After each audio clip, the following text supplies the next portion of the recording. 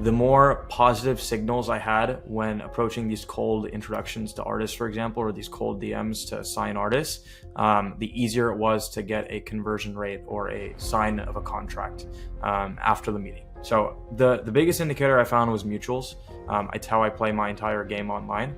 It could be the biggest person in the world, your Charlie Poots or your Madison Beers or your whatever. I will have a mutual with them every single time without fail. And if you couple that with like pretty consistent like story posts on Instagram, for example, or just pretty consistent like showcases of what you're doing, people will naturally start believing in the project over and over again. And you'll repair relationships that you messed up before, and you'll build new ones constantly. Anytime I want to talk to an artist or anytime I want to get in touch with someone, I'll have a mutual to them. I can ask for those warm introductions now. I'm 1 degree away from anyone on the planet, basically. Being 1 degree away from all the people that own the most high-class IP is going to be super beneficial at some later point in life, because I can have this one organized network where I can achieve anything I want through just connections and mutuals. Avi, how you doing? I'm pumped to be chatting today. I'm doing good, bro. Yeah, a little tired, a little bedhead. Doing all right, yeah. Well, hopefully we come to life with some questions here. One thing I'm really curious to hear your perspective on is, and I'll have you introduce yourself maybe as part of this question, what you're doing, but I'm just excited to chat about the role personal branding has played in your journey, because I think you've gone about it in a very deliberate and like genuinely it's been effective, right? Not only it's one thing to be like, I've put all this effort in and I've been thoughtful about it. Great. Here's your award for style points. That doesn't really get you anywhere, but you actually have translated that into good outcomes. So that's a lot of why I'm excited to chat today. And likewise, I'm just think your company is very cool and so excited to learn more about that. And I think it's something a lot of business owners, as every business, one needs, the main use case you discuss, at least in some of your marketing assets is, music is like one very common example. And so music is an important part of like producing high quality content. There's a lot of other situations when getting IP properly will unlock interesting potentials for a business. So just pleasure to have you here. Yeah, no, I'm happy to share any insights on that stuff. Yeah. I'll have you just so people have the context before we get into kind of all the other information. Give your 30-second, 60-second explanation of what Nitrility is presently, and then also what you plan to turn it into, maybe in like the 1 to 5 year vision.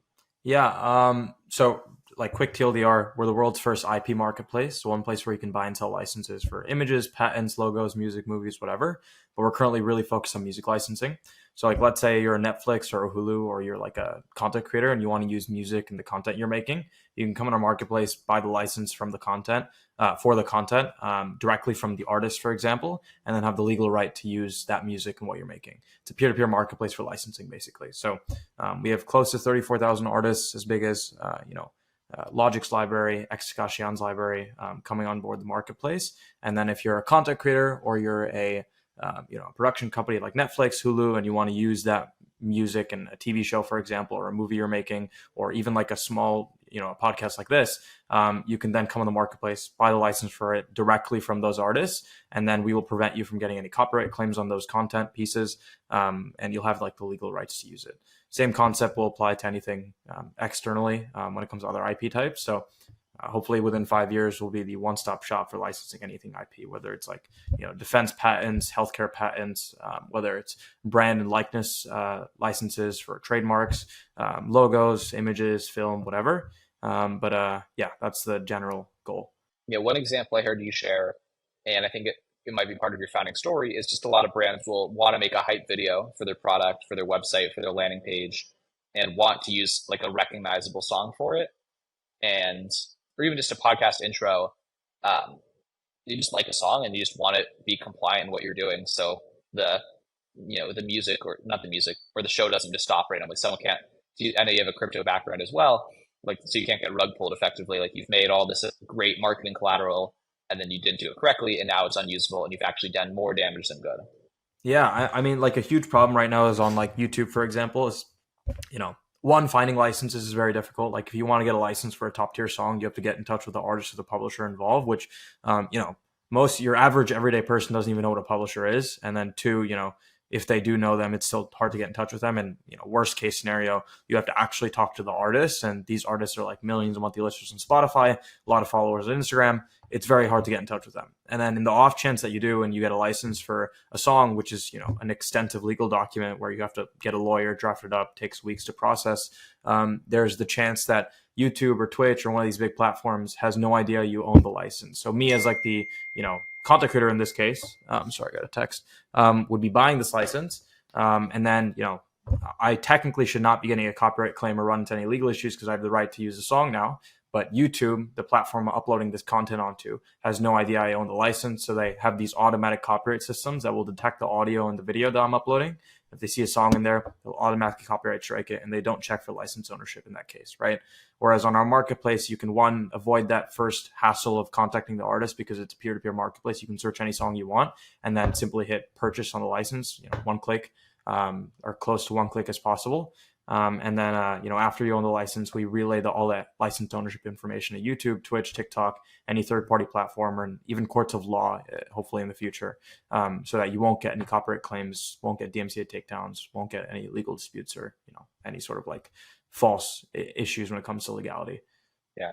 No, I love giving, founders a chance to showcase the product. And I think this is already probably very impactful in terms of things it's enabling and only going to continue so as the marketplace grows and people just get better at using it. What I'm really excited about and why, what stood out to me about you, I don't know if you remember reading this post from Packy McCormick a couple of years ago. He called it like the great online game. It's kind of just his framing of how a lot of online business works these days and kind of the flywheel of having a big social following and generating attention and kind of just understanding, maybe like I think the offline status game people are familiar with, right? It's like if you drive a really nice car and you look flashy, then kind of you have these signals that people just automatically treat you differently. And so, Yeah. you walk into a restaurant or a hotel and people know your name and you're capturing the center of attention. That's a one way to build credibility in kind of the offline traditional world. In the online game, there's different signals and different ways to create that status for yourself. There's ways to earn it. There's ways to, skip steps and buy it. And I think you've proven that you've been effective in, playing that game well to create excitement around yourself as a founder and to create excitement for your company and your product. Obviously, It has to be a given that what you're selling is useful and solves a problem. We've kind of established that with what we've covered so far. So the way I phrase this as a question is, when was that moment really of understanding of it clicking for you that like, yeah, sure, building a good product is important, but equally important is I need to be someone people respect and people see online and say, okay, he's legit. He's a real person playing the game in the right way. I should take him seriously. Yeah. I mean, I don't think it came down to like a moment. I think it came down to a lot of trial and error when it comes to like putting our product out there. It's a very technically complex product at the end of the day, meaning that, explaining it out to people and, getting clients on board so that we can get the right investors and showcase traction is not the easiest of tasks. So at the very start, like it was me just, cold DMing artists, for example, to get an understanding of how they treated the licensing space or how big of a solution that we were providing or how impactful it would be, right? And then later on that transformed to like signing deals with artists so we can have them on the marketplace before we launch, right? That way you can go to investors and say that we already have all of this massive supply coming to the marketplace, which is half the battle, right? Maybe even 70% of the battle. So that was the very start. And through doing that, I think I came to the unequivocal conclusion that the more positive signals I had when approaching these cold introductions to artists, for example, or these cold DMs to sign artists, the easier it was to get a conversion rate or a sign of a contract after the meeting, right? So the biggest indicator I found was mutuals. It's how I play my entire game online, where when I talk to someone, I will, at least right now, have at least 5 to 10 mutuals with them, no matter what. It could be the biggest person in the world, your Charlie Poots or your Madison Beers or your whatever. I will have a mutual with them every single time without fail. That way, within conversation or even like as a due diligence process, they can say like, oh, my friend follows this guy. Like it's just like an instant validator, which can lead to higher conversion rate. And that was, again, all found through just like taking the meetings, right? Taking these meetings and realizing that like, well, this person I talked to, I don't have any mutuals with, and it took him 4 weeks to sign his contract. Whereas this guy signed in 2 hours after the call because I have 50 mutuals with him, right? Or he can ask his friends saying like, what does this guy do?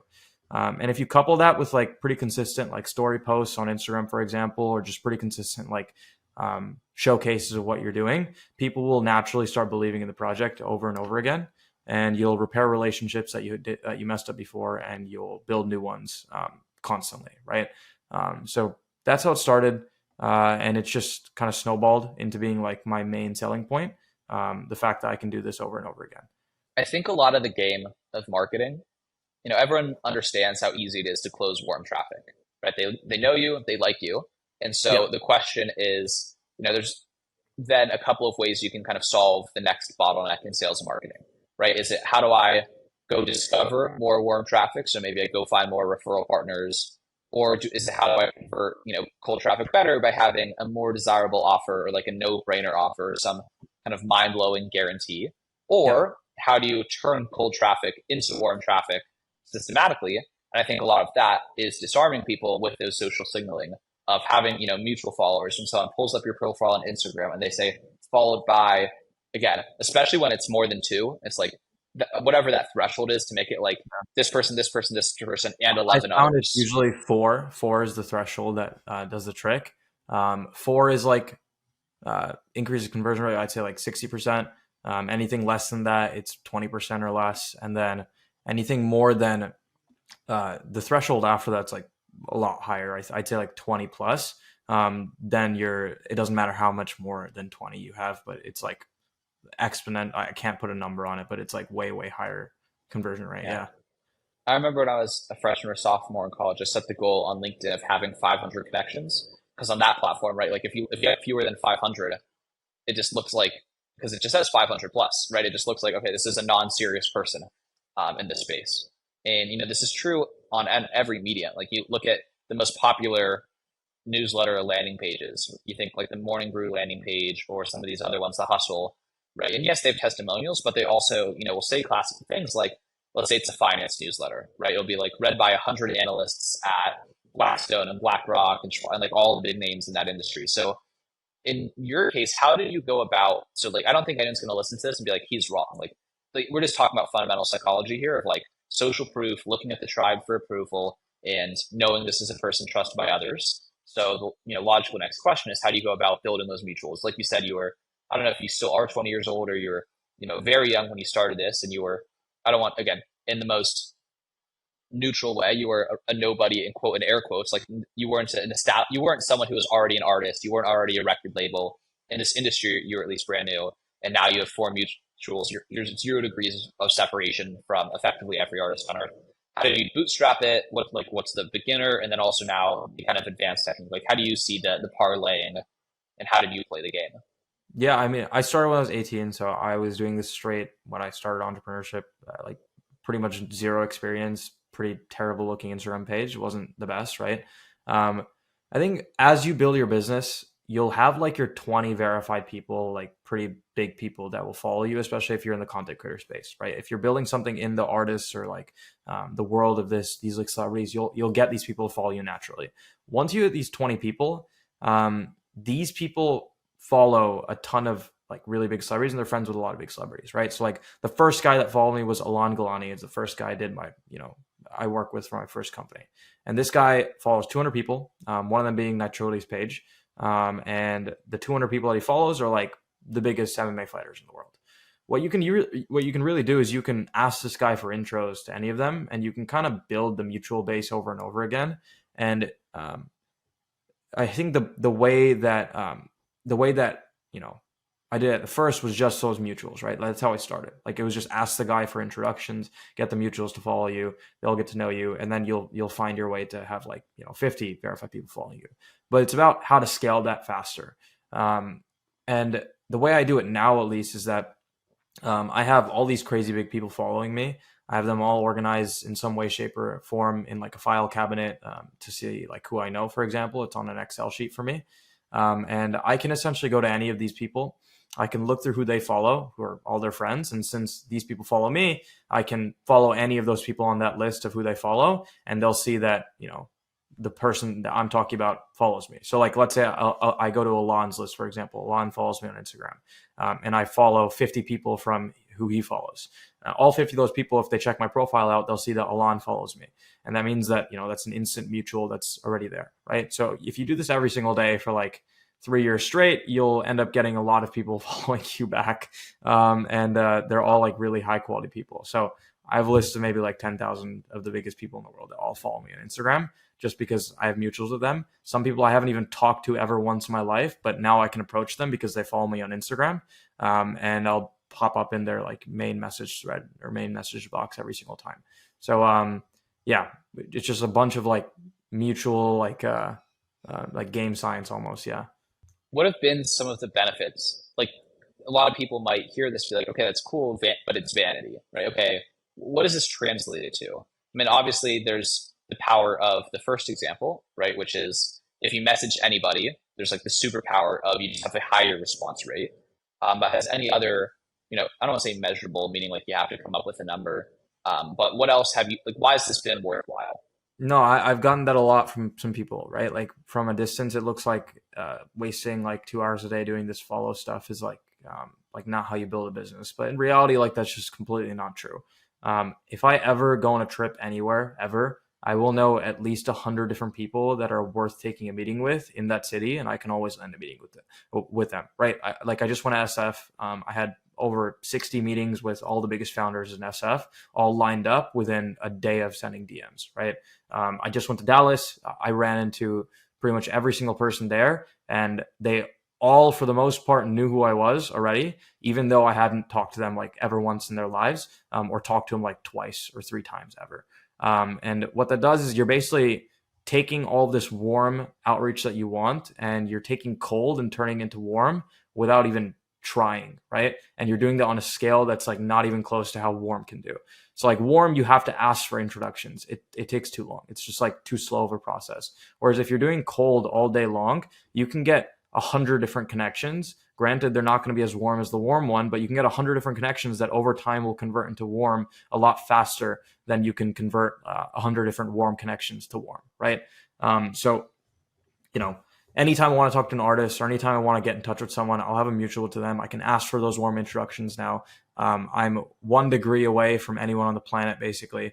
And that's incredibly beneficial where you're put into certain situations in business, right? Like we're an IP marketplace. End of the day, that IP is literally everything. It's patents, it's images, it's logos. Everyone on the planet owns some sort of IP in some way, shape, or form. And being 1 degree away from all the people that own the most high class IP is going to be super beneficial at some later point in life, because I can have this one organized network where I can achieve anything I want through just connections and mutuals, right? And I think that applies in some degree to any company out there. If you're the most connected person ever and you don't waste too much time building those connections, but you also have them at your disposal, you're in a spot where you can focus on work, but at the times where you do need to like leverage your connections, you can do that very easily, right? Whereas, I can go to trips, I can leverage connections, I can go to any sort of environment and I'll have instant status there because everyone else knows me, right? Like if I'm, and then I can be in touch with the people that are there that don't know me because everyone knows me, right? I think the best example is I was in Amsterdam with one of our artists and I didn't know a single person at the event. It was a Trap Nation event, and 7 of the artists, that the biggest artists there, all knew who I was. They approached me, said, "Oh shit, you're Avi. Let me introduce you to everyone here," right? And I've talked to them once in my life, right? So the power of mutuals is like very, very strong. If you know the most amount of people, you'll get like you'll create the most agency than anyone else out there. Yeah. Yeah. How do you think, and this might be conjecture for you, or you might actually have like an opinion, I'm not sure, just because you're in a very, well, that's not quite true. I mean, how do you think this differs in a very B2B type environment? So I think for you, you're having, Instagram is clearly the right platform. Do you think for everybody, like Instagram is the platform for this? Do you think if you're focused more on a business that sells software to other businesses, or you're a marketing agency that sells marketing services, recruiting, just a more traditional B2B business, not like this same kind of like glamour of music or something? We say the same game on LinkedIn, no different? Or how do you think about that? I just think LinkedIn's objectively worse. And the reason I say that is because I get so many spam DMs on LinkedIn and not a single one of them matter. And I get a lot of connections requests and I accept all of them because why not? But they don't actually objectively help me in any way, shape, or form. I have not converted anything on LinkedIn. It's simply just for traffic on our site. It's for like, the optics because I have a lot of followers on there and a lot of people like my posts, but that's basically it, right? If you look at any platform out there, other than maybe Twitter, but I haven't tested that out, I think Instagram is objectively the best to have to get mutuals, like hands down. That's because it's the first thing people will look at when they see your profile, is the mutuals you have, and the likelihood of you getting a follow back if you have higher mutuals on Instagram versus having higher mutuals on LinkedIn, for example, is like 10x what you would have anywhere else, right? So and it helps for B2B as well. And the reason I say that is because, your end of the day, you're running with people, right? Like, one of my friends, Eric Zhu, like he runs Aviato, which is like the Bloomberg terminal, but for venture capital. And end of the day, he's B2B, right? Like he's enterprise, but Yep. he still has to, communicate and be in touch and network with all these big VCs to even get to that point. Like you're running with people no matter what. So if you're operating with people at like Samsung and Apple, you still have to get in touch with the people, and you can do that all through Instagram. Like half of Meta's product team like follows me on Instagram. So any point in time, I can get in touch with Meta that way, right? So yeah, I think like it doesn't matter where you're at. Or what type of business you are, like having like a large network built through mutuals is like a pretty powerful thing.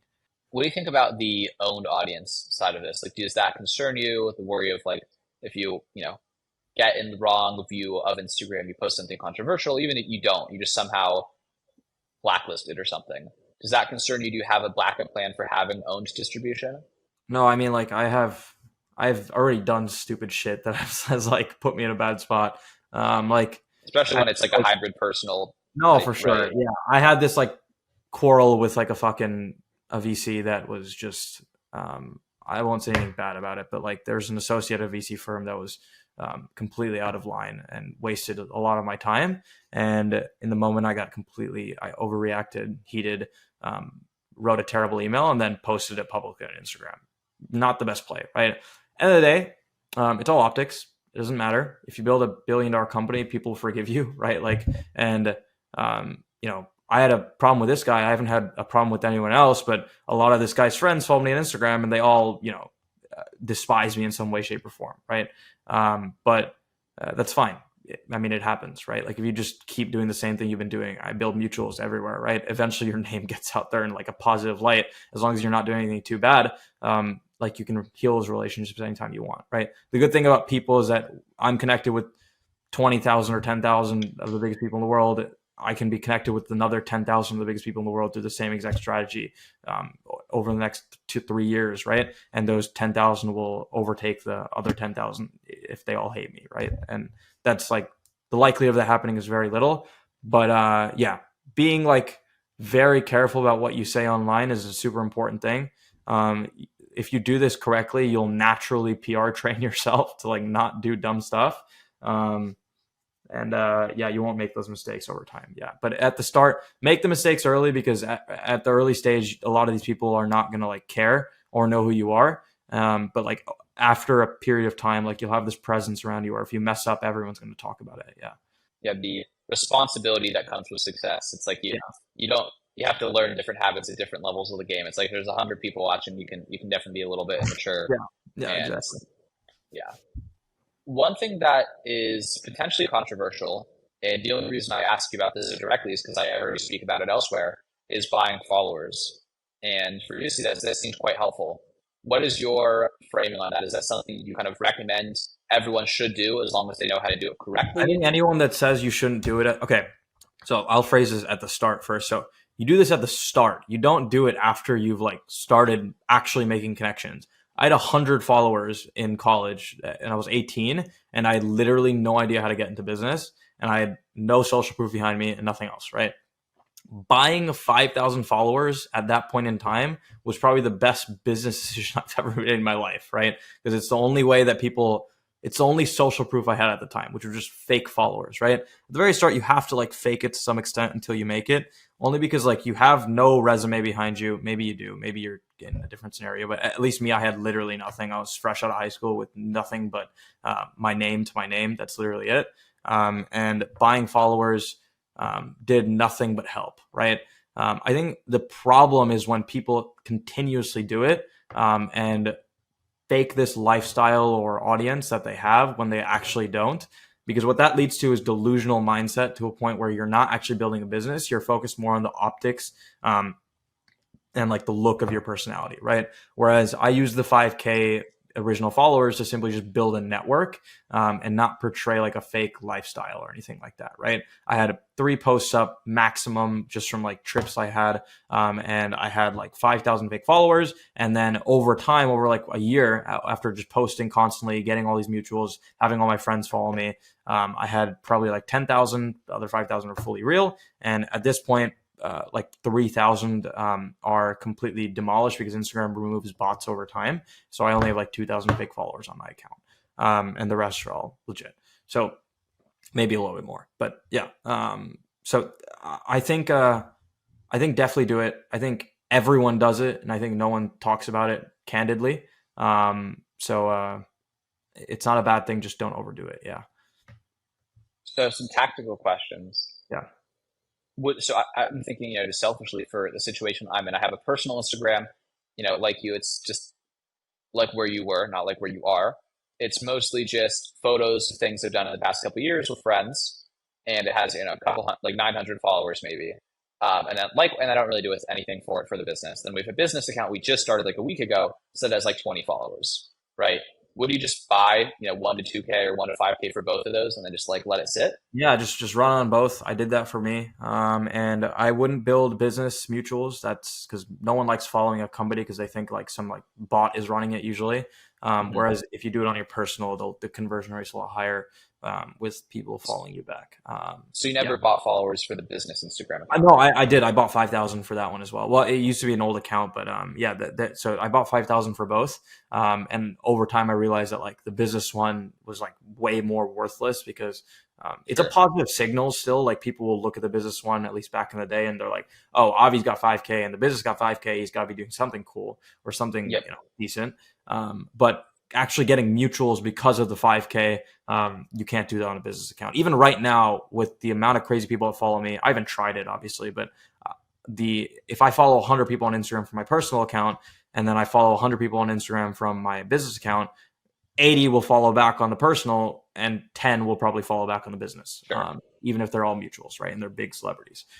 So yeah, people like a face. They don't like the company or the corporate presence. Yeah. I think one of my favorite things, this is just a side point, one of my favorite things about newsletters specifically is they're one medium that has very like no social visibility into how big it is. Like you put out the same post on LinkedIn, it gets 1 like, people are like, oh, right. You put like no one, when you're reading an email, sees how many people saw it versus almost every other platform. This YouTube video, if it has 1 view, everyone sees that only as 1 view. Whereas on email, yeah, correct. Exactly. All right. I think this might be one of my last couple questions, but fundraising specifically. So we talked about the game, a lot of components of the game for different benefits and just getting people. In terms of the actual fundraising, a lot of people might like to romantically think it is all merit and it's just, what are your numbers? What's the target market? What's the opportunity size? What traction do you have? In your experience, I don't know if you've completed your seed round or not, again, based on the research I've done. I know you completed your pre-seed a long time ago. How much was it? Who's Avi? What's his track record? And how much revenue does he have? How many users does he have? What's the potential here? Versus the same human social game. Yeah, it's all human social game. I'd say it's 80% human social game, 20% numbers. You can't have nothing. That's like the worst thing you could do. You cannot have no traction. I overdid it. I spent like literally, I mean, it's good for our business, obviously, but for the raise, it was completely unimportant. I signed 34,000 artists. I had like $1 billion in assets by the time I hit VCs for the seed round. And I tried going to VCs, right, with very little presentables, no demo, no really nice looking demo. But the product was built. It looked okay, not the best. UI wasn't the greatest. And we had all this traction, but the numbers didn't matter, right? Like VCs want to invest in something sexy. Like they don't care about anything else.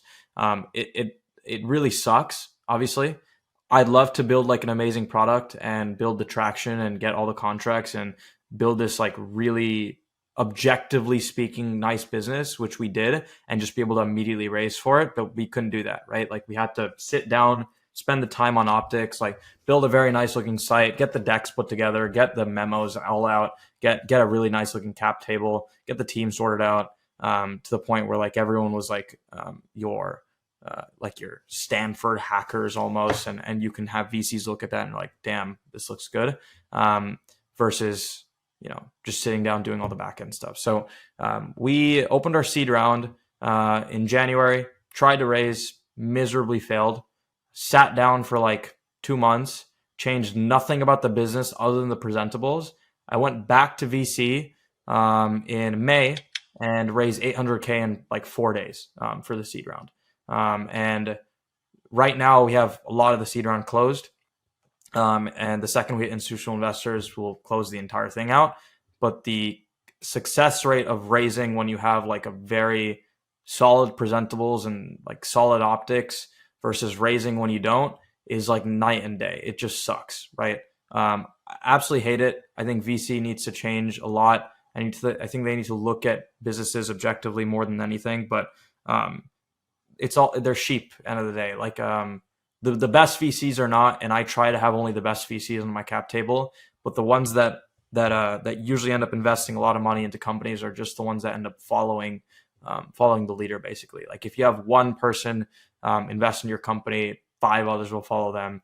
Versus if you have 0, you can spend days doing 1,000 VC meetings and have no one invest in the company. And that's only one of the signals. Then if you have like a nice looking slide deck, if it's pretty, right, like a VC will take a meeting with you, versus if it looks like it was made on Microsoft Excel and it just looks terrible, but the information is better than the pretty one, they still will take the pretty one over the one that wasn't, right? Whether that comes down to like everyone actually only caring about branding and distribution, or whether that only comes down to like people not being smart enough to look past the pretty ink. I don't know what it is, but that's how it works right now. Like you have to have nice looking everything. Otherwise you're not going to get investments from anyone, especially if you're pre-seed. Like they're investing in unvested potential and you have to showcase that as great as possible. And it's all visual dependent, sadly. Well, Avi, I appreciate how candidly you speak to things that a lot of people just might not want to be true or might not like that they are true, but just telling it how it is, and people can kind of do with this information what they will. And lots of actionable things here in terms of building a personal brand and the benefits of doing that. So I appreciate you taking the time. Nitrility, it's actually pretty phonetic. I appreciate that it's not, the word peach, but it's 3s instead of E's and 4s instead of A's, and like some wacky SaaS naming convention. So just nitrility.com, exactly what you think. Avi Patel, also exactly what you think. It's also on the video here. Will be linked below. Instagram, is that the best place for people who like what they're hearing from you to learn more about it?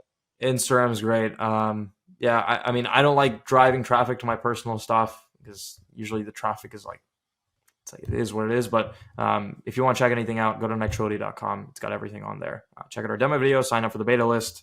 Excited to pump it out end of the year and get everyone on board. Yeah. Awesome. Well, I appreciate you taking the time, and keep killing it, dude. Thank you, brother. Appreciate it.